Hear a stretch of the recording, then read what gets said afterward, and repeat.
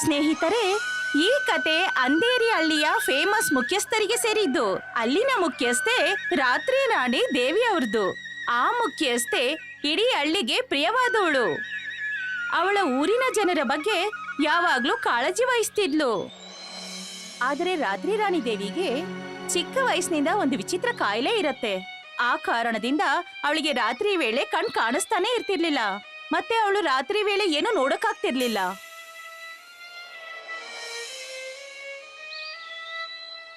ಅಮ್ಮೋರೆ, ಪ್ರಪಂಚದಲ್ಲಿ ಎಲ್ಲಾ ಸಮಸ್ಯೆಗೂ ಪರಿಹಾರ ಇದೆ. ಆದ್ರೆ ಈ ನಿಮ್ ಕಾಯಿಲೆಗೆ ಪರಿಹಾರ ಯಾಕಿಲ್ಲ ಅಂತ ನಾವೇನ್ ಮಾಡೋದು ಕಮಲಾ? ಕೆಲವು ಸಮಸ್ಯೆಗಳಿಗೆ ಪರಿಹಾರನೇ ಇರೋದಿಲ್ಲ. ಸಣ್ಣ ವಯಸ್ಸಿನಿಂದ ಇಲ್ಲಿವರೆಗೂ ಎಷ್ಟು ಔಷಧಿ ತಗೊಂಡಿದ್ದೀನಿ ಗೊತ್ತಾ? ಆದ್ರೂ ಏನು ಪ್ರಯೋಜನನೇ ಆಗಿಲ್ಲ. ಡಾಕ್ಟರು ಹೇಳ್ಬಿಟ್ಟಿದ್ದಾರೆ, ನಿಮ್ ಕಾಯಿಲೆ ಏನಾದ್ರೂ ಚಮತ್ಕಾರದಿಂದಾನೇ ವಾಸಿ ಆಗ್ಬೇಕು ಅಂತ. ನೀವ್ ಹೇಳಿದ್ದು ಸರಿನೇ. ಇಷ್ಟೆಲ್ಲ ಮತ್ ತಗೊಂಡ್ರು ಏನೂ ಆಗಿಲ್ಲ ಅಂದ್ರೆ ರಾತ್ರಿ ರಾಣಿಯ ಈ ಕಾಯಿಲೆ ಯಾವ್ದಾದ್ರೂ ಚಮತ್ಕಾರದಿಂದಾನೇ ಹೋಗ್ಬೇಕು. ಈ ಕಾಯಿಲೆ ಇದ್ರೂ ಕೂಡ ರಾತ್ರಿ ರಾಣಿಯ ಈ ಪ್ರಯತ್ನ ಮತ್ತು ದಕ್ಷತೆ ಹಳ್ಳಿಯನ್ನ ಉತ್ತಮವಾಗಿ ಮಾಡಿತ್ತು. ಅವರ ಸಹಾನುಭೂತಿ ಮತ್ತು ಸೇವೆಯ ಮನೋಭಾವದಿಂದ ಜನರು ಅವರನ್ನ ತುಂಬಾನೇ ಪ್ರೀತಿ ಮಾಡ್ತಿದ್ರು. ನಮ್ಮ ನೇತರು ಹೇಗಿರ್ಬೇಕು? ರಾತ್ರಾಣಿ ಅವ್ರ ತರ ಇರ್ಬೇಕು. ನಮ್ಮ ನೇತಾ ಅವ್ರು ಹೇಗಿರ್ಬೇಕು? ರಾತ್ರಾಣಿ ಅವ್ರ ತರ ಇರ್ಬೇಕು. ಒಂದು ದಿನ ಒಂದು ವಿಚಿತ್ರ ನಡೀತು. ರಾತ್ರಿ ರಾಣಿ ದೇವಿಯ ಕೆಲ್ಸದವಳು ಅವಳು ಯಾವ್ದೋ ಅರ್ಜೆಂಟ್ ಕೆಲ್ಸ ಬಂದಿದ್ರಿಂದ ಅವಳು ಊರಿಗೆ ಹೊರಡ್ಬೇಕಾಯ್ತು. ಈಗ ರಾತ್ರಿ ರಾಣಿ ದೇವಿ ಮನೆಯಲ್ಲಿ ಒಬ್ಬಂಟಿ ಆದ್ಲು. ಚಿಂತೆ ಮಾಡೋಂಥದ್ದೇನು ಇರ್ಲಿಲ್ಲ. ಹಳ್ಳಿನೂ ಅವಳ್ದೆ, ಜನರು ಅವಳ್ದೆ. ರಾತ್ರಿ ರಾಣಿ ದೇವಿ ದಿನದ ಹಾಗೆ ಊಟ ಮಾಡಿ ಮಲ್ಕೊಂಡ್ಲು. ಆಗ ಕತ್ತಲು ರಾತ್ರಿನಲ್ಲಿ ಎಲ್ರೂ ಮಲ್ಗಿರ್ಬೇಕಾದ್ರೆ ಮನೆಯಲ್ಲಿ ಕಳ್ತನ ಆಗ್ಬಿಡ್ತು. ಕಳ್ರು ಎಷ್ಟು ನಿಶಬ್ದವಾಗಿ ಮಾಡಿದ್ರು ಅಂದ್ರೆ ಯಾರಿಗೂ ಕೂಡ ಕಳ್ರು ಬಂದಿದ್ದು ಗೊತ್ತೇ ಆಗ್ಲಿಲ್ಲ. ರಾತ್ರಿ ರಾಣಿ ದೇವಿ ಬೆಳಿಗ್ಗೆ ಎದ್ದು ಮನೆ ನೋಡಿದಾಗ ಅವಳಿಗೆ ಆಶ್ಚರ್ಯ ಆಗತ್ತೆ. ಅಯ್ಯೋ ದೇವ್ರೇ, ಇದೇನಾಗ್ಬಿಡ್ತು? ನನ್ ಮನೆಯಲ್ಲಿ ಕಳ್ತನ ಆಗ್ಬಿಟ್ಟಿದೆ. ಬೆಲೆ ಬಾಳೋ ವಸ್ತುಗಳೆಲ್ಲ ಕಳ್ತನ ಆಗ್ಬಿಟ್ಟಿದೆ. ಈಗ ನಾನೇನ್ ಮಾಡೋದು? ನನ್ ಬೆಲೆ ಬಾಳೋ ವಸ್ತುನೆಲ್ಲ ಯಾರ್ ಕದ್ರು? ರಾತ್ರಿ ರಾಣಿಯ ಕಿರ್ಚಾಟ ಕೇಳಿ ಅಕ್ಕಪಕ್ಕದ ಮನೆಯವರೆಲ್ಲ ತಕ್ಷಣವೇ ಬರ್ತಾರೆ. ಅಯ್ಯೋ ದೇವ್ರೇ, ಇದೇನಾಗ್ಬಿಟ್ಟಿದೆ? ಅದೇ ಯಾರೋ ನಮ್ಮ ರಾತ್ರಾಣಿ ಅವರ ಕಾಯಿಲೆಯ ಉಪಯೋಗ ತಗೊಂಡಿರ್ಬೇಕು. ಖಂಡಿತವಾಗ್ಲೂ ಆ ವ್ಯಕ್ತಿ ತುಂಬಾ ದುರಾಸೆ ಮತ್ತೆ ಪೆದ್ದ ಇರ್ಬೇಕು. ರಾತ್ರಿ ರಾಣಿಯವರೇ, ನೀವೇನು ಯೋಚನೆ ಮಾಡಬೇಡಿ. ನಾವು ಅವ್ರನ್ನ ಖಂಡಿತವಾಗ್ಲೂ ಹುಡುಕ್ತೀವಿ. ಆದ್ರೆ ನಾವದನ್ನ ಹೇಗ್ ಮಾಡೋದು? ನಾವಲ್ಲ, ಪೊಲೀಸರು.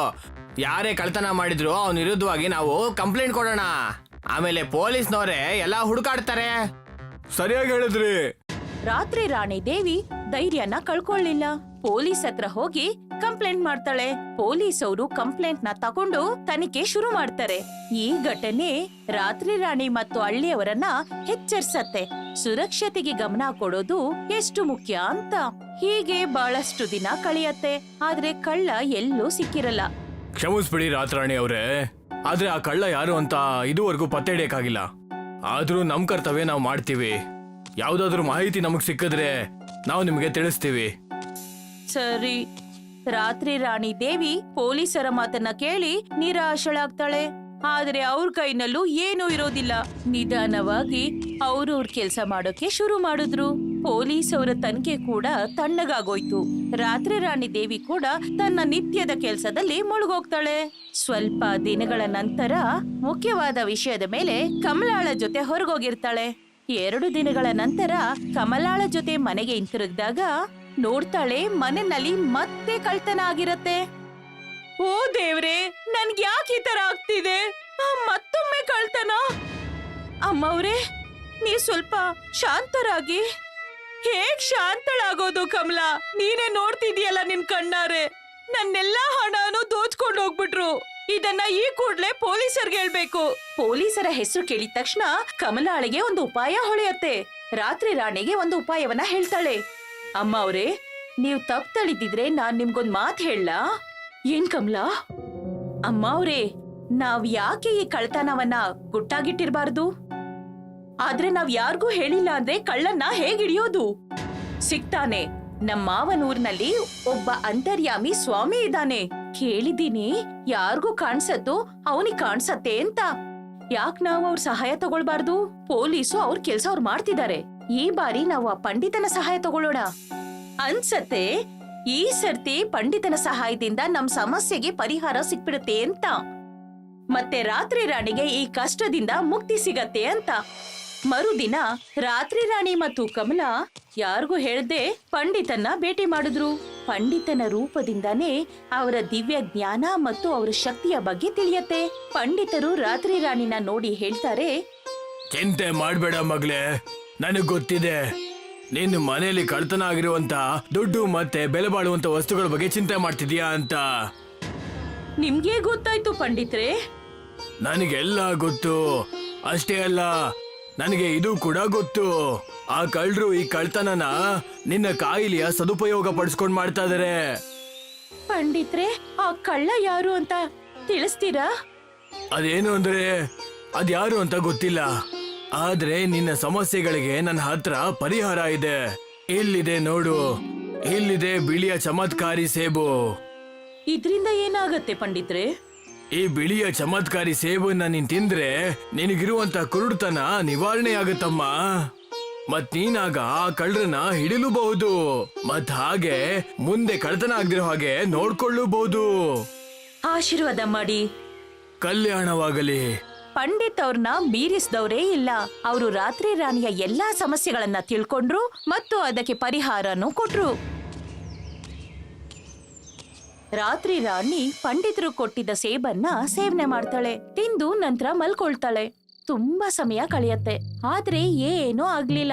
ಇದ್ದಕ್ಕಿದ್ದ ಹಾಗೆ ರಾತ್ರಿ ರಾಣಿಗೆ ಏನೋ ಶಬ್ದ ಕೇಳತ್ತೆ. ರಾತ್ರಿ ರಾಣಿ ಮತ್ತು ಕಮಲ ತಿಜೋರಿ ಇರೋ ಕೋಣೆಗೆ ಹೋಗ್ತಾರೆ. ಕಮಲ ಲೈಟ್ ಆನ್ ಮಾಡ್ತಾಳೆ. ಇಬ್ರು ಕಳ್ಳರು ತಿಜೋರಿನ ಓಪನ್ ಮಾಡಿದನ್ನ ನೋಡ್ತಾಳೆ. ಇಲ್ಲಿಂದ ಓಡೋ ಬಗ್ಗೆ ಕೂಡ ಯೋಚಿಸ್ಬೇಡಿ. ಕಮಲಾ, ಕಮಲಾ, ನನ್ ಕಣ್ಣಿನ ದೃಷ್ಟಿ ಬಂದ್ಬಿಟ್ಟಿದೆ. ಪಂಡಿತರು ಕೊಟ್ಟಿದ್ದ ಸೇಬ್ ಹಣ್ಣು ಕೆಲ್ಸ ಮಾಡಿದೆ. ನನಗ್ ಕಣ್ ಕಾಣಿಸ್ತಿದೆ.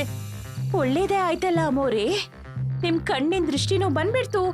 ಕಳ್ಳರು ಸಿಕ್ಬಿಟ್ರು. ಕೊನೆಗೂ ಕಳ್ಳರು ಸಿಕ್ಬಿಟ್ರು. ರಾತ್ರಿ ರಾಣಿ ಮತ್ತು ಕಮಲಾಳ ಕಿರ್ಚಾಟ ಕೇಳಿ ಹಳ್ಳಿ ಜನರೆಲ್ಲ ರಾತ್ರಿ ರಾಣಿ ಮನೆಯಲ್ಲಿ ಒಟ್ಟಿಗೆ ಸೇರ್ತಾರೆ. ಮತ್ತೆ ಆ ಇಬ್ರು ಕಳ್ಳರನ್ನ ಚೆನ್ನಾಗಿ ಬಡಿತಾರೆ. ಹಳ್ಳಿಯವರು ಆ ಕಳ್ಳರನ್ನ ಹೊಡಿತಿರುವಾಗ್ಲೇ ಪೊಲೀಸರು ಕೂಡ ಅಲ್ಲಿಗೆ ಬರ್ತಾರೆ. ಮತ್ತೆ ಆ ಕಳ್ಳರನ್ನ ಹಿಡ್ಕೊಳ್ತಾರೆ. ಅವ್ರನ್ನ ವಿಚಾರಿಸಿದಾಗ ಗೊತ್ತಾಗತ್ತೆ ಅವರು ಊರಿನ ದೇವಸ್ಥಾನದ ಮುಂದೆ ಕುತ್ಕೊಳ್ಳೋ ಬಿಕಾರಿಗಳು ಅಂತ. ಅವರು ಕೆಲವು ದಿನಗಳ ಹಿಂದೆ ರಾತ್ರಿ ರಾಣಿಗೆ ರಾತ್ರಿ ಹೊತ್ತು ಕಣ್ ಕಾಣೋದಿಲ್ಲ ಅಂತ ಯಾರೋ ಮಾತಾಡ್ತಿದ್ದಿದ್ದು ಅವಳ ಕಿವಿಗೆ ಬೀಳತ್ತೆ. ಅದನ್ನೇ ಬಂಡವಾಳವಾಗಿಟ್ಕೊಂಡು ರಾತ್ರಿ ರಾಣಿ ಮನೆಗೆ ಅವರು ಕನ್ನ ಹಾಕಿರ್ತಾರೆ. ಇದಂತೂ ಸತ್ಯ. ಬಡತನ ಅನ್ನೋದು ಕಳ್ತನ ಮಾಡೋದನ್ನ ಪ್ರೇರೇಪಿಸತ್ತೆ ಅಂತ.